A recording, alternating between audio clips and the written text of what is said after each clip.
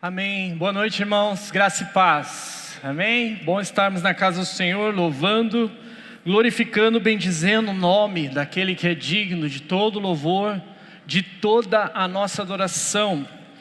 Nós estamos iniciando a nossa série Um Só Coração na Esperança. E nós quero compartilhar com você a palavra do Senhor que está no Evangelho de Mateus, capítulo 17, a partir do verso de número 14 até o verso de número 21. E a palavra do Senhor nos diz assim: quando eles chegaram junto da multidão, um dos homens se aproximou de Jesus, ajoelhou-se e disse: Senhor, tenha pena do meu filho, porque ele tem convulsões e sofre muito, pois muitas vezes cai no fogo e outras tantas cai na água. Apresentei aos seus discípulos, mas eles não puderam curá-lo. Jesus exclamou: ó geração incrédula e perversa, até quando estarei com vocês? Até quando terei de suportá-los? Traga o menino até aqui.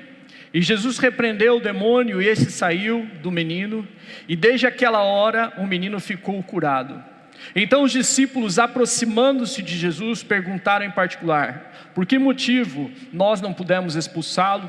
Jesus respondeu: por causa da pequenez da fé que vocês têm. Pois em verdade lhe digo que se tiverdes fé como de um grão de mostarda, dirão a este monte: mude-se daqui para lá, e ele se mudará, e nada lhe será impossível. Mas esse tipo de demônio só pode ser expulso por meio de oração e jejum. Amém? Vamos orar? Senhor, obrigado pela Tua palavra que lemos, obrigado porque ela é viva e eficaz, obrigado, Senhor Jesus, porque ela ministra e entra no profundo da nossa alma. Que o Senhor fale conosco, Senhor, porque nós precisamos e carecemos ouvir a Tua voz. No nome de Jesus Cristo que oramos. Amém, Senhor. De manhã nós compartilhamos e falamos sobre essa palavra e queremos compartilhar com os irmãos que vêm no culto da noite também sobre esse tema.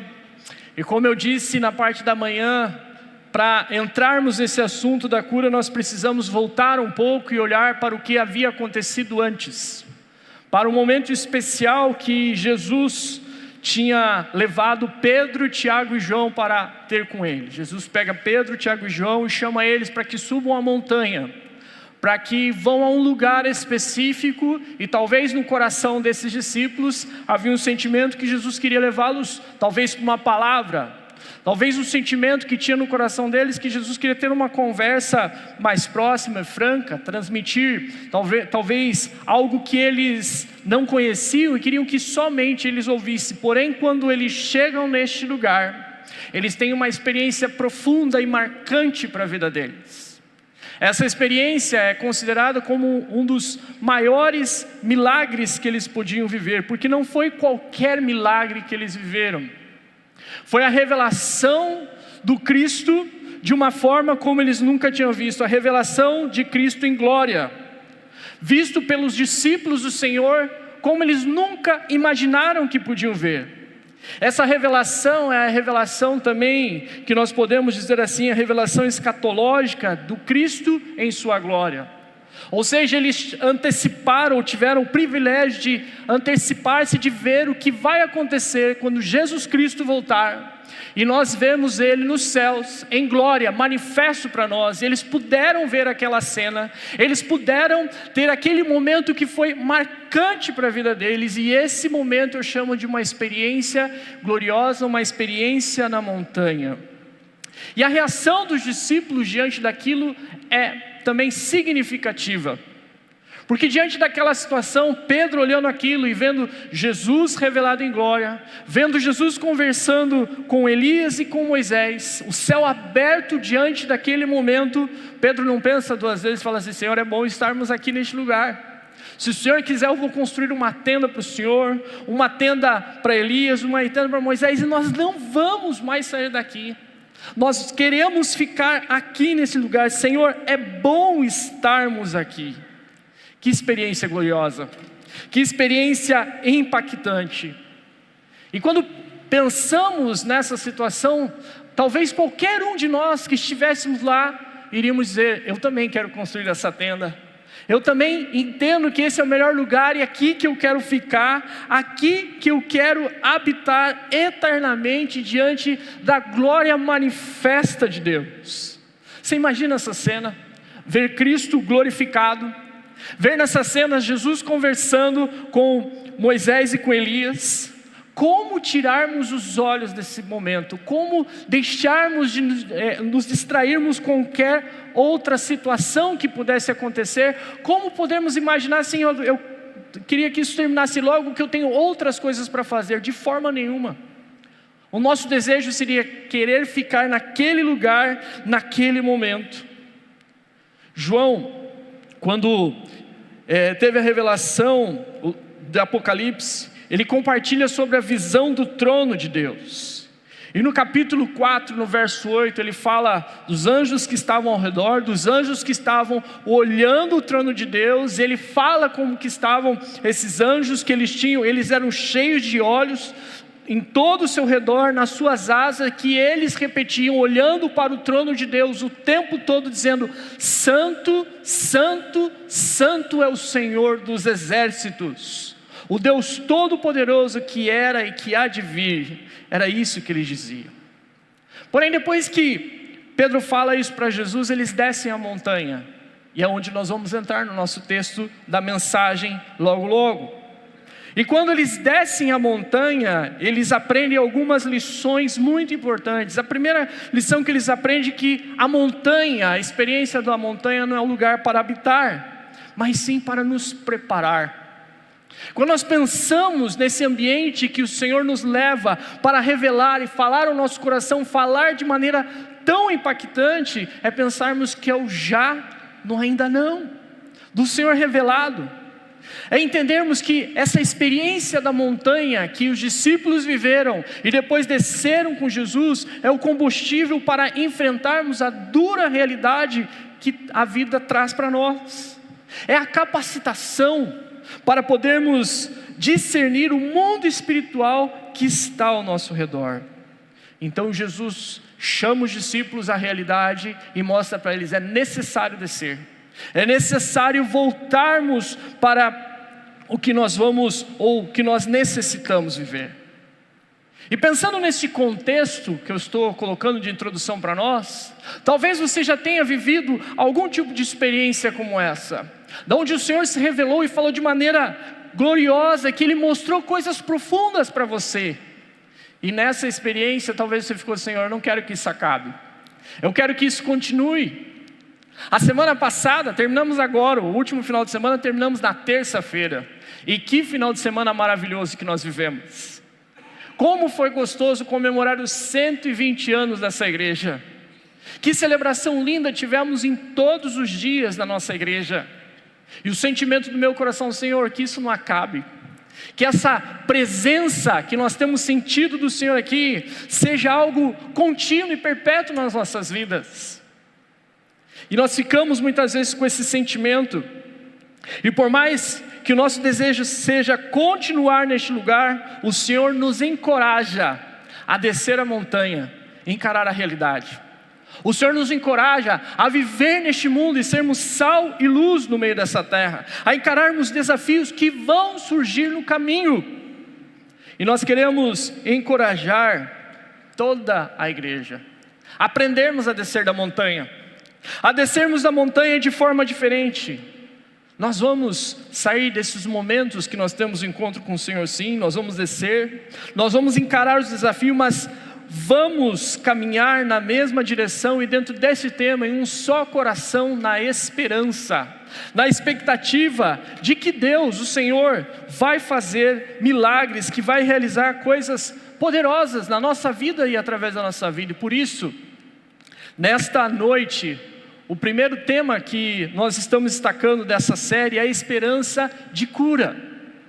Porque esse texto narra para nós a cura. Narra algo sobrenatural que o Senhor fez na vida daquele jovem. E pensando que um lugar que nós vamos e somos ministrados, onde Deus revela para nós, nós precisamos olhar para esse mundo tenebroso, mundo de sofrimento, um mundo muitas vezes caído. Um mundo onde as pessoas procuram algo que possa alegrar o seu coração, mas nada tem ou pode trazer alegria verdadeira ao seu coração. Um mundo em que muitas vezes as pessoas procuram algo que traga sabor para a sua vida, mas nada muda verdadeiramente o que eles realmente querem que aconteça. Um mundo que na verdade é incolor, um mundo triste, um mundo adoecido. Essa é a realidade de um mundo que não tem Cristo. Essa é a realidade de um mundo que não conhece Jesus. E neste mundo há pessoas que estão vivendo sem direção, pessoas que muitas vezes estão se apegando a coisas que parecem fazer sentido, mas em algum momento elas percebem que aquilo que elas buscaram sentido não preenche o vazio que tem no seu coração de uma maneira como eles gostariam que fosse preenchido. E quando nós olhamos para esse texto e pensamos nesse tema de esperança de cura, um mundo sem esperança, mesmo que muitas vezes ele possa não admitir, ele tem expectativa de que a igreja do Senhor, eu e você, sejamos a resposta, que nós sejamos o bálsamo do Senhor, que vai trazer a cura, que vai tirar a dor, que seja a esperança para as enfermidades, tanto física como emocional. Então nós como igreja do Senhor, olhando para esse tema, a esperança de cura, a primeira lição que eu tiro dessa história aqui, é que sem Jesus, não temos nada de nós mesmos. Isso precisa ficar claro para nós. Veja que quando Jesus desce a montanha, quando Jesus chega com os seus discípulos que ali estiveram com ele, Pedro, Tiago e João, um homem vem à sua direção, desesperado, preocupado, carente, necessitado, diz: Senhor, tenha pena do meu filho. Senhor, me ajuda com este momento que eu estou vivendo. Senhor, faz alguma coisa. E ele complementa dizendo assim: Senhor, eu apresentei aos teus discípulos, mas eles não puderam curá-lo. Eles não puderam fazer nada por ele nesse momento. Muitas vezes nós olhamos para esse mundo tenebroso, carente, caído, necessitado. Há pessoas ao nosso redor que estão assim, pedindo: Senhor, tenha pena de mim. Senhor, olha para a minha necessidade. Senhor, tenha misericórdia, olha para a miséria do meu coração. Senhor, me ajuda. E nós vemos isso nas famílias em crise, como a situação que estava acontecendo especificamente com este homem quando vai ao encontro de Jesus, lutando com uma situação que está fora do seu controle, com uma situação que ele não pode resolver, e naturalmente, como pai, ele vai a quem pode ajudá-lo. Não é verdade? Quantas vezes nós estamos passando por alguma dificuldade, quantas vezes nós estamos passando por um momento de luta, e principalmente quando essas lutas envolvem as pessoas que nós amamos, nossos filhos, nosso cônjuge, nosso pai, nossa mãe, e nós corremos instintivamente à procura de ajuda, porque nós amamos, porque nós queremos cuidar, porque nós queremos proteger a nossa família. Aquele homem foi procurar o lugar certo, procurou por Jesus, e quando encontrou com seus discípulos, ele viu que nada tinha acontecido, que os discípulos não conseguiram resolver o seu problema. E o motivo disso foi porque os discípulos ficaram impotentes. Diz o texto: apresentei aos teus discípulos, apresentei aqueles que te seguem, apresentei aqueles que aprenderam contigo, que conhecem os valores. E esses discípulos, apesar de não terem sido aqueles que subiram a montanha, esses discípulos, apesar de não ter visto a manifestação gloriosa de Deus, de tal forma como Pedro, Tiago e João viram, são os discípulos que já tinham passado por experiências onde eles viram outros milagres, quando Jesus curou outras pessoas, milagres quando Jesus libertou outras pessoas.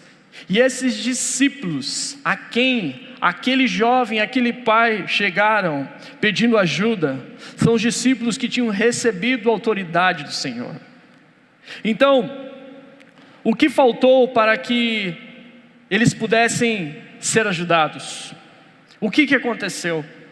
No capítulo 16, voltando um pouco, no verso 24, Jesus olha para os seus discípulos, para aqueles que são os seus seguidores, E a palavra do verso 24, Jesus está falando com aqueles que estão caminhando com Ele, aqueles que deixaram para trás todas as coisas e começaram a caminhar. E Jesus disse assim: se alguém quer vir após mim, tome sua cruz e siga-me. E quando nós olhamos essa expressão, tomar a cruz, nós precisamos entender que quando Jesus fala isso, os discípulos compreenderam claramente o que Jesus estava querendo dizer. Os discípulos entenderam o que ele estava falando, porque o costume romano, quando falava desse termo de tomar a cruz, significava de carregar o seu meio de execução até o lugar de suplício. Então tomar a cruz era entender que Jesus estava falando: tome firme, de maneira decidida, na mão, o meio de execução do seu próprio eu. Seguir a Cristo, andar em direção ao propósito que Ele tem para as nossas vidas, é necessário que todo o nosso eu, toda a nossa vontade, seja totalmente crucificado e morto.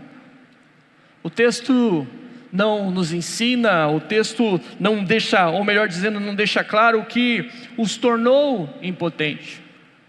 Talvez eles ouviram aquilo que Jesus falou, tomar a cruz, mas ainda existiam coisas que precisavam ser mudadas em seus corações.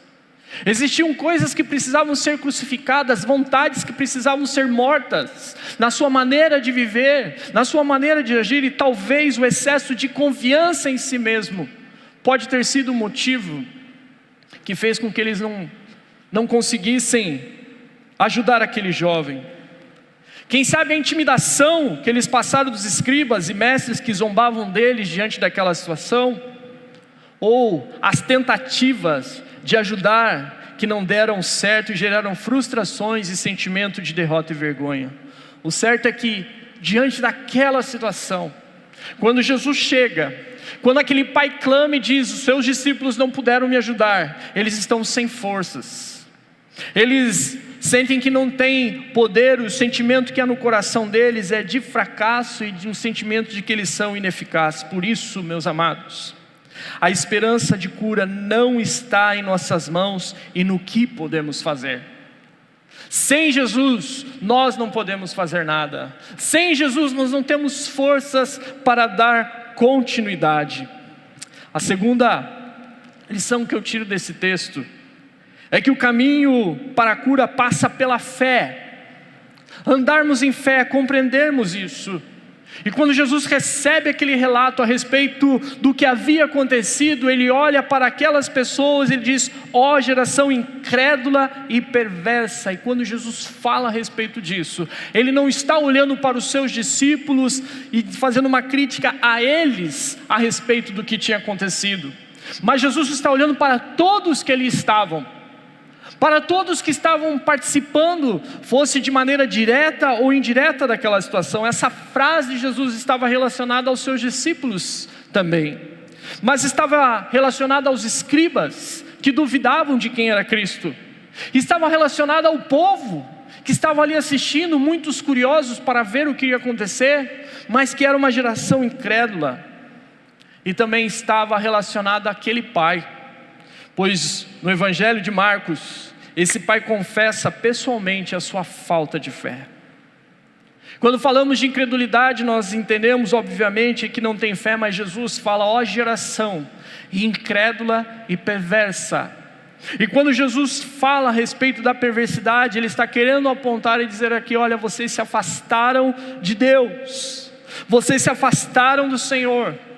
E quando nós nos afastamos do Senhor, naturalmente nós acabamos dando a oportunidade para que o pecado tome conta do nosso coração. E assim eles estavam, não um grupo, mas uma geração toda, que tinha se afastado do Senhor e que vivia a incredulidade.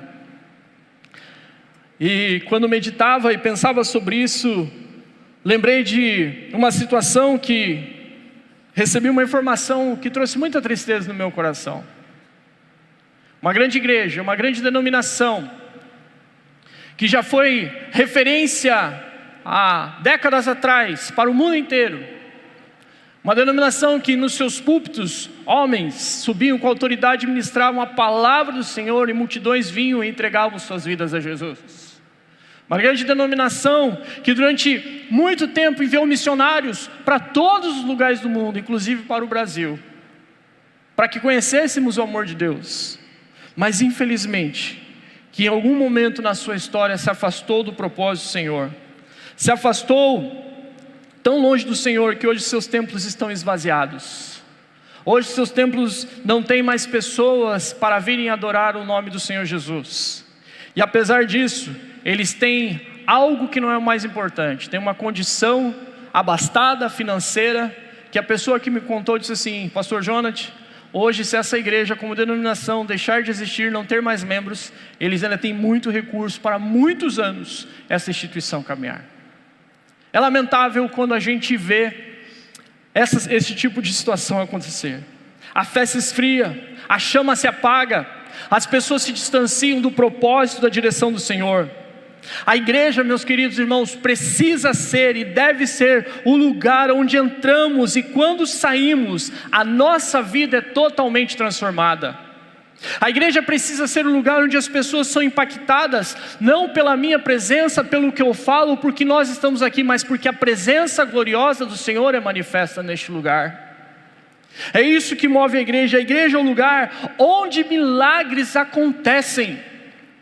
A igreja precisa ser o lugar onde vidas são curadas e famílias são restauradas. A igreja precisa ser o lugar onde o perdido encontra com Deus face a face e sua vida transformada. A igreja deve ser o lugar onde Satanás foge e corre e não chega perto daquele lugar, porque a presença do Senhor está neste lugar. Porque a igreja reunida, ou a igreja quando se reúne em adoração ao Deus vivo, que glorifica o Cristo ressurreto, quando ela faz isso, é o lugar onde podemos testemunhar a expressão mais pura e genuína de fé. A gente não vem aqui por pessoas, a gente não vem aqui porque algo ou temos uma imagem para adoração, mas nós adoramos o Deus vivo, nós fazemos isso. O lugar de cura é o lugar onde a igreja de Cristo está reunida, porque neste lugar o Senhor Jesus diz: aonde estiver 2 ou 3 reunidos em meu nome, ali eu estou. Então, quando nós estamos reunidos como igreja do Senhor neste lugar, nós precisamos ter isso claro, pois diante da majestade do Senhor, todo joelho se dobra, toda língua confessa que Ele é o Senhor. E por isso, quando a igreja é isso, o mundo que clama e necessita, ele faz isso, porque no mundo ele não tem, não conhece, não pode experimentar dessa fé. Essa fé é encontrada na igreja do Senhor, essa fé é encontrada nas nossas vidas, essa fé é expressa na forma de vivermos. A terceira lição que eu tiro daqui para nós é que a expectativa de cura só tem quem está preparado. Nós temos que ter essa expectativa quando a gente vem para a igreja louvar ao Senhor. A expectativa de que Deus vai manifestar o seu poder, a expectativa que Deus vai falar conosco, a expectativa que Deus vai ministrar algo novo que nós não ouvimos ainda, porque se nós não tivermos essa expectativa em nosso coração, nós vamos nos tornar meros religiosos.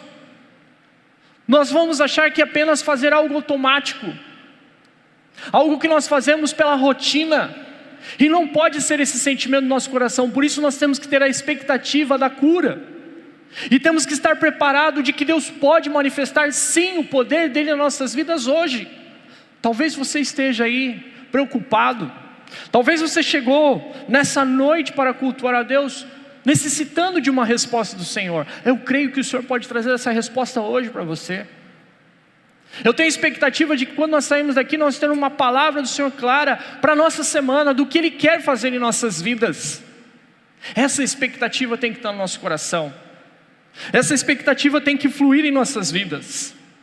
O verso 18 diz que depois que Jesus fala para aquelas pessoas: ó geração incrédula e perversa, Ele diz: tragam para mim o menino.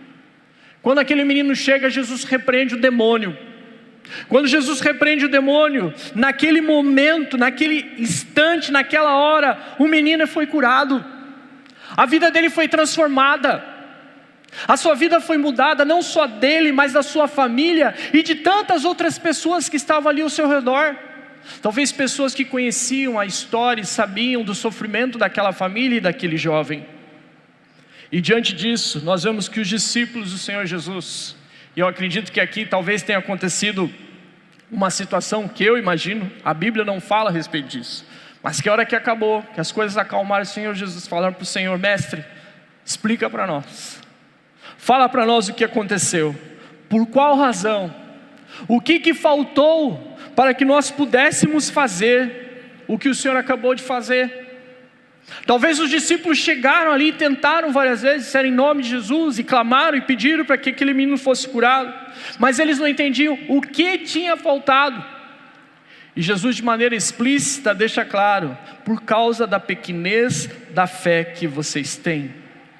E essa expressão, pequenez da fé, quando nós vamos nos textos mais antigos, o Koiné vai dizer que essa expressão pode ser traduzida por incredulidade, de não crer que Jesus pode fazer aquilo, e de que Jesus realmente possa fazer um milagre naquelas condições. E aqui nós vamos ao ponto principal desse texto, que é a questão da fé. Quando nós falamos de esperança de cura, quando nós falamos de estarmos unidos na esperança, nós estamos falando que nós estamos unidos em fé, que nós cremos que Deus pode fazer muito mais do que nós podemos imaginar ou pensar, conforme seu poder que opera em nossas vidas, amém? Se nós cremos dessa forma, o Senhor nos desafia a viver em fé, o Senhor nos desafia a caminharmos dessa forma. E talvez você, como eu, possa muitas vezes pensar: Senhor Jesus, eu creio, eu tenho a Ti como meu Senhor e Salvador. Senhor Jesus, eu creio que um dia eu vou morar no céu com o Senhor. Senhor Jesus, eu tenho certeza da minha salvação. Mas talvez, muitas vezes lá no íntimo do nosso coração, tem coisas que a gente fala assim: Senhor, eu não tenho tanta certeza que o Senhor possa fazer isso ou aquilo. Não pelo Senhor, mas pela minha incredulidade. Não pelo Senhor, mas pela pequenez da minha fé.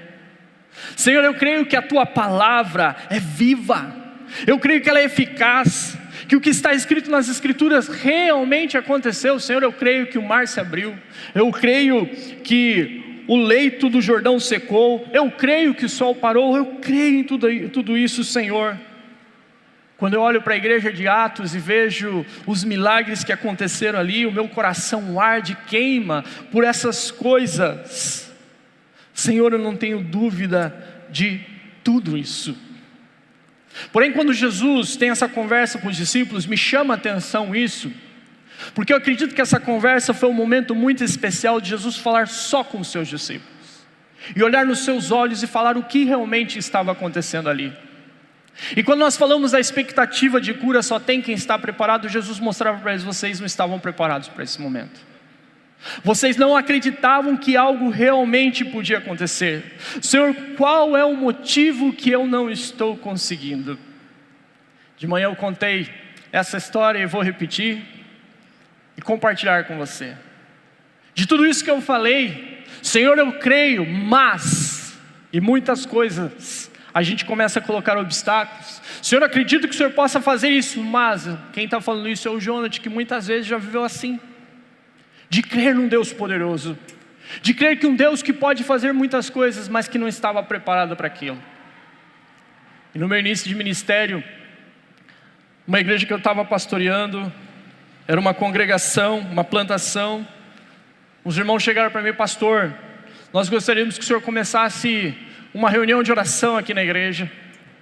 E essa reunião de oração nós queremos orar, dar o nome de Noite da Esperança. E eu, como um bom pastor que aprendi no seminário sobre esses assuntos e tudo que a gente já tinha ouvido, eu fiquei reticente. Falei: mas será que esse é o caminho? Será que nós não vamos distorcer esse propósito? Os irmãos: pastor, vamos orar, vamos nesse caminho. E eu: tá bom. Eu cheguei: irmãos, então nós vamos começar essa campanha de oração. E vai ser assim: você vai vir no dia X da semana, e nós vamos aqui reunir para orar e colocar diante de Deus as nossas necessidades, porque o Senhor nos ensina para pedirmos, para batermos, para buscarmos. A palavra do Senhor fala: clama a mim, te responderei, e anunciar-te-ei coisas grandes e firmes que não sabe. Não é verdade? Jesus nos ensina isso: bata a porta, busca o Senhor, Ele responde às suas orações. Qual é o pai que, se pedir pão Você vai dar pedra? Qual filho que se pedir pão, o pai vai dar pedra? Quanto mais o nosso Deus que está no céu. E nós começamos a orar, e nessa comunidade eu tinha um senhor que participava com a gente, o João. O João era cadeirante. O João tinha um problema na coluna e eu não sabia exatamente o que era. E ele começou a vir na oração, e nós orando. E toda vez eu chamava no final, depois de uma palavra de esperança, e orava por cada uma das pessoas. Passou algumas semanas. Um dia o João chega nesse dia da oração que nós fazíamos, e ele chega na minha frente de cadeira de roda, e com muito esforço ele levanta e fica em pé, estende a mão para mim e diz assim: a paz do Senhor, pastor Jonas. Eu falei: João, o que está acontecendo aqui? Que história é essa? Me conta. E o João fala para mim assim: pastor, é o seguinte, eu sofri um acidente quando trabalhava como pedreiro, caí de um andaime, fraturei minha coluna. Eu tenho os movimentos, mas eu não consigo ficar em pé, eu não tenho equilíbrio. Eu falei: João, você vai testemunhar isso no domingo, no próximo domingo na igreja. O João estava numa distância, talvez de uns 20 metros da onde eu estou aqui. Eu imaginava que o João ia chegar no final do culto, e o João, na hora que eu chamasse ele, viria à frente, contaria e levantaria como ele fez. Mas o João, ele tinha expectativa de cura, e ele estava preparado para aquilo. E naquela noite, quando eu chamei, ele levantou de onde estava, ele veio dando passo por passo, e Deus curou o João naquela noite. Deus fez um milagre na vida daquele homem, porque ele tinha expectativa de cura, e ele sabia que o Senhor Jesus podia mudar a sua história. Nós vamos viver, meus irmãos, dias que nós vamos experimentar de momentos preciosos lá na montanha. E talvez a tua montanha tenha sido esses 21 dias de jejum e oração que a gente viveu. Talvez nós vamos experimentar isso num momento teu, a sós com Deus. Mas quando você experimentar isso, se prepare. Tenha certeza que você vai passar por momentos onde que Deus vai te colocar no caminho, a oportunidade de trazer a esperança de cura, de mudança para a vida de uma pessoa. E lembre-se que nós não temos nada de nós mesmos, que o caminho da cura passa pela fé, e que nós precisamos estar preparados no nome de Jesus. E para a nossa vida fica isso: precisamos mais das coisas do alto do que das coisas dessa terra. Nós precisamos ter isso no nosso coração. Precisamos mais do Senhor, cada dia mais do Senhor. Precisamos também lembrar que não somos capazes, não é por nós, não somos capazes de vencer nenhuma batalha que não seja pelo nome de Jesus. Por isso sempre clame o nome de Jesus. E em terceiro lugar, o Senhor disse que com fé nada nos será impossível. Eu quero te pedir que você feche os teus olhos nesse instante. Quero pedir que você ore ao Senhor, fale com Ele nesse momento. Nós estamos iniciando uma nova série, um novo momento que nós vamos passar nos próximos domingos, vamos compartilhar e vamos ser ministrados pelo Senhor. E nós precisamos pedir ao Senhor que o Senhor nos capacite, que o Senhor nos fortaleça, que Ele nos ajude nessa caminhada. Por isso eu quero orar por você, e talvez você tenha aí no seu coração alguma necessidade. Talvez você tenha no teu coração algo que você espera que Deus faça. Eu creio que o Senhor pode fazer na sua vida. Então ore nesse instante comigo. Senhor, diante de Ti nós colocamos as nossas vidas. Diante de Ti nós nos rendemos aos Teus pés, Senhor Jesus. E pedimos, Senhor Jesus, que as experiências que nós temos vivido contigo, Senhor Jesus, de aprofundarmos, de vermos de uma maneira mais profunda na Tua presença, Senhor Jesus. Deus, nós possamos, Senhor Jesus, colocar em prática, Senhor Jesus, a fé, colocar em prática, Senhor Jesus, a autoridade que temos, não por nós mesmos, Senhor, não pela nossa capacidade, Pai, mas pelo Teu nome, Senhor. Por isso, Senhor Jesus, nós clamamos como igreja do Senhor. Por isso nós pedimos, Senhor, que como igreja a gente possa viver, Senhor Jesus, experimentar, Senhor Jesus, de experiências como os discípulos viveram, Senhor Jesus. Não porque eram eles, Senhor Jesus, mas porque faziam em Teu nome, Senhor. Eu lembro, Senhor, que o Senhor disse que se nós crêssemos, Senhor Jesus, nós faríamos obras maiores do que o Senhor fez, ó Pai. E que nesse tempo, Senhor Jesus, que nós vamos caminhar, Senhor Jesus, falando, Senhor, nessa série, Senhor Jesus, sobre esperança, Senhor Jesus, nós possamos, ó Pai, no nome de Jesus Cristo, Senhor, realmente, Senhor Jesus, exercer a fé em Ti, Senhor Jesus, experimentar, Senhor, de milagres, Senhor, na nossa vida, Senhor Jesus, e na vida dos nossos irmãos, ó Pai. Nós oramos no nome de Jesus Cristo. Amém, Jesus.